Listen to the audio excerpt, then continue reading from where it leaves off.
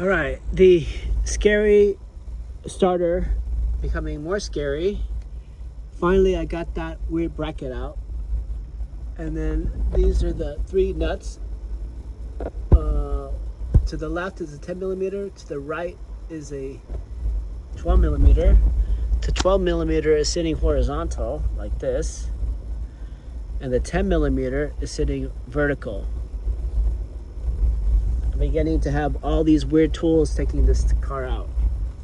So I would say if you don't have a lot of random weird tools, don't take on this lift, this job.